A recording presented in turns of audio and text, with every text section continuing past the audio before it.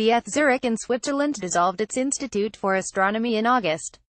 By Gretchen VogelOct, 25/2017615 p.m. In August, ETH Zurich in Switzerland quietly dissolved its Institute for Astronomy. Today it launched an official investigation into allegations that led to its closure that a leading professor there mistreated graduate students for more than a decade, while the administration ignored complaints against her. The professor's spouse had been head of the institute. The allegations came to light Sunday in a story in the NZZ am Sonntag newspaper, which did not name the professors involved. The former head of the institute was cosmologist Simon Lilly, and his wife is astrophysicist Marcella Corallo. Both are now on sabbatical. The university administration today issued a statement describing how several students brought complaints to the university ombudsperson early this year, charging that a female professor had demonstrated inept management conduct toward many of her graduate students. The university's executive board took on the case in February. It decided in March that the affected students would be reassigned to a different supervisor and that the professor would be given close support if asked to supervise students in the future. The statement adds that the institute was disbanded because having a married couple, hired together to launch the institute in 2002, serve as professors in the same institute was not ideal, and reorganization was necessary to reform the inappropriate personnel structure as quickly as possible so as to rectify the situation. Corallo and Lilly were given separate professorships, and other staff were reassigned to a new institute for particle physics and astrophysics. The external inquiry allows us to take an even closer look at the facts and decide whether further measures still need to be taken, ETH President Lino Guzella said in the statement. The accusers' identities have not been made public, but, according to the NZZ report, students charged that Corallo expected superhuman commitment, including being reachable on weekends, rarely taking vacations, and participating in evening meetings that would sometimes go until midnight. According to the report, Corallo would criticize students' postures and tell them to spend less time on makeup and more on research.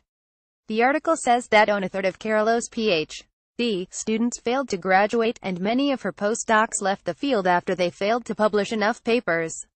An accompanying article says a key problem is the Swiss academic system, in which Ph.D. students are selected and essentially hired by a single professor rather than being accepted into a department, as is common in the United States. When conflicts arise, students have few places to turn. Corallo and Lilly have said they can't comment on this situation, but several colleagues and former students have come to their defense. In an open letter of support, they write that Corallo and Lilly are leaders in the field who have built an absolutely world-class astronomical institute in less than a decade. The letter notes that Corallo's first 5 Ph.D. students all are now in tenure-track positions, something that happens to only about 15% of Ph.D.s, the letter says. It adds that a 30% dropout rate is not unusual in prestigious Ph.D. programs. She has been unusually dedicated to her students, the letter says. If at times she comes across as a relentless taskmaster, this owes to her commitment to her students and desire to maximize their career chances. Two colleagues from the ETH Physics department note that Corallo is one of 2 women among 50 physics professors at the university.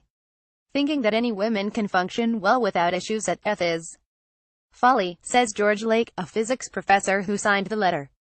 If they aren't as aggressive as males, they get steamrolled. If they are even half as aggressive as males, they are witches.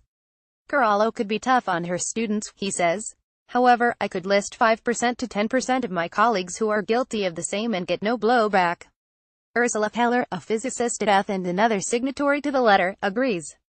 We need to realize that unconscious bias plays a role in how behavior is perceived, she says, especially in such a predominantly male department. She also says the university exacerbated this situation because it has no standard procedure for dealing with misconduct allegations. She urged the university in May to launch a formal inquiry and give Corallo a proper chance to defend herself. She says today's announcement is a step in the right direction. It is great that they have started a process that can accommodate this complexity and give everyone a fair hearing. Something like this can make a university stronger.